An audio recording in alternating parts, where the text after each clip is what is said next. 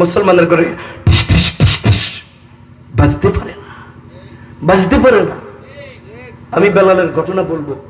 নবীজির মেয়ে ফাতেমাকে যেদিন বিয়ে দিবে, ফাতেমার বিয়ের দিনে সিদ্দিক আকবর হযরত আবু বকর রাদিয়াল্লাহু তাআলা আনহু, আপনাকে অসুবিধা হয়নি? আই নতুন মানুষ আইছি বাবা, আজকে তো ওয়াজ হবো, কালকে বড় বড় আলেমরা আইব। আজকে ওই আঙ্গ জনতা মাঝে মাঝে হাফ খেলা দেবা না, বড় ডাক্তার আগে ছোট ডাক্তারকে ঝুনঝুনি বাজাইতে আইয়ে কিনা আই হিয়া ইয়া দিয়ে আঁক দেয়। আঙ্গ একটা মসজিদের হিয়ান্দি ওয়ার্কশপ টকশপ লই ব্যাগটার মধ্যে আঁক দি, আমি ওই যে সিরাজ ফলবানের একবারে দোয়ান সহকারে ব্যাগটা আঁকলো। ক ভাই হাফ সিটটা ধরছি, একটা আছে 3 কল্লা আলা, বলে কি বলে না, একটারা আদা বাইর করে কদ্দুর বাইর করি থাবা দেয়, আরো ইসলাম এটা বেতাল হাফ, আসলে হাফের 3 দিন না খাওয়া আমরা করে লাইছি।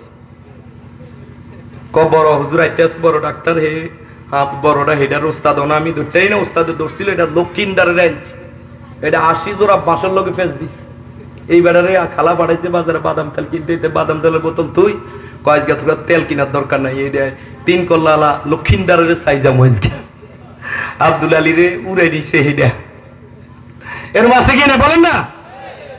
আবার অনেক সময় আমরা ফিশিং বোর্ডের হিন্দি সর্বসম জান দিলে উনি জাল তুনে খালের 2 পারে গান গায়, জারি গান বাজাইছে, কোরআন তালাতে কোনো কিন্তু স্থান, কারণ কোরআন তালা তুললে যদি আল্লাহ হেদায়েত দিলে তো আবার জোহর নামাজ পড়ন লাগবে ফয়জি পিছনে, কথা বুঝেন নাই? হেদায়েত দিলে তো আসর পড়ন লাগবে, আবার শীতকালে দিন ফজর উজু করন লাগবে, এটা লাই মারফুতি গাইতে আস। হেট হেসা হা দিলে হিগার কুলহু আল্লাহ বাড়িত না, হিগার শরীয়তি মারফুতি গা। কদিন আগে গাইতে গাইতে অঙ্কা জুতার বাড়ি খাইতেছে সারা বাংলাদেশে, ওই সুল্লা বাবুল্লা, কে কথা ঠিক না ঠিক? হিয়া মারফুতি গা, এটা আরে এটা টাউট কোটাই কার তোর হেট হেসা হা দিলে আর আলহামদুলিল্লাহ গাই বাড়িত না, হিগার শরীয়তি গা মারফুতি গা, হিগার শরীয়তের দালাল মারফতের দালাল। ক আল্লাহর আগা মাথা নাই, আল্লাহ কইছে কুলাজরুব্বিন নাস মালিকিন নাস, নাচ তো কইছে কোরআন শরীফে, আল্লাহ নাচ তো কোন তো জুতা ফেসা তোর গালে, কইছে মুসলমানের হিসাব করতে। ওরা আমিন জোরে কোন, কে কথা ঠিক না ঠিক?